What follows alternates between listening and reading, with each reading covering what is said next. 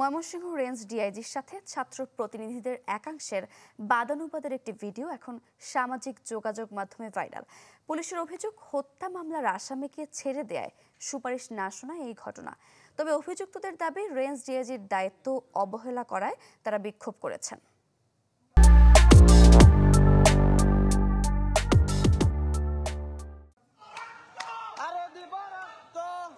হট্টগোলের এই ভিডিও গেল ২৮ December Mymensingh range DIG কার্যালয়ের, যেখানে স্লোগান দিতে দিতে ঢুকতে দেখা যায় শিক্ষার্থীদের।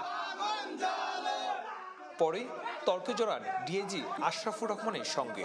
সম্প্রতি ভাইরাল হয়েছে ভিডিওটি। ওরা আমাদের চোখের সামনে ওপেন ঘুরতেছে। কারা সে নামগুলো তো বলবো না বাবা, বলবো নাম না বললে আমি বুঝবো কেন? পুলিশের অভিযোগ, ছাত্র জনতার আন্দোলনে শহীদ শিক্ষার্থী সাগর হত্যার আসামি সাবেক ward councillor Shafiqul Islam মিন্টুকে shotgun সহ গ্রেফতার করে যৌথ বাহিনী। তাকে থানা থেকে ছাড়িয়ে নিতে তদবির করে ছাত্র আন্দোলনের একাংশের নেতারা। কিন্তু তাদের কথা না শোনায় পরদিন রেঞ্জ ডিআইজি কার্যালয়ে ঘটে বাদানুবাদের ঘটনা।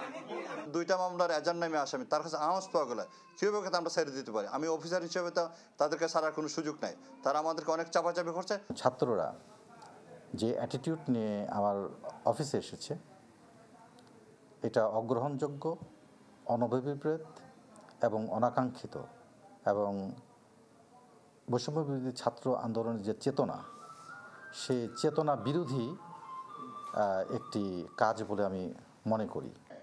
এমন কাণ্ডে হতবাক পুলিশ কর্মকর্তারা। ছাত্রদের বিরুদ্ধে অভিযোগ তুলেন বিশৃঙ্খলা সৃষ্টির।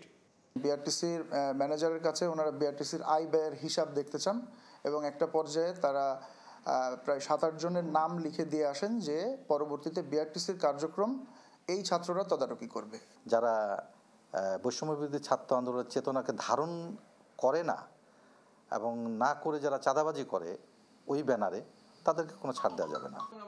তবে এসব অভিযোগ নাকচ করেছেন শিক্ষার্থীরা। দাবি করেন, দায়িত্বে অবহেলা করে ফেসিবাদের দোসরদের ছাড় দিচ্ছেন ডিআইজি। তাই দাবি দাওয়া নিয়ে কথা বলতে গিয়েছিলেন তারা। খুব সুন্দরভাবে গুছানোভাবে কথা বলতেছিলাম, কিন্তু এক পর্যায়ে পুলিশ বাহিনীর সদস্যরা আমাদের ভিডিও করতেছিল।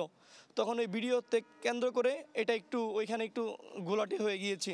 মূলত আমাদের বৈষম্য বিরোধী ছাত্র আন্দোলনের প্যানেল থেকে 2 জন যায় দেখতে, তারপর আমরা সকলেই যাই। যাওয়ার পর ওনাকে কি অপরাধে ধরে আনা হয়েছে সেটার জন্য কোনো রকম তদবির করতে আমরা যাইনি।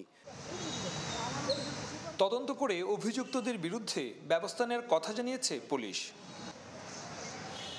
সুলতান মাহমুদ কনিক, চ্যানেল 24, ময়মনসিংহ।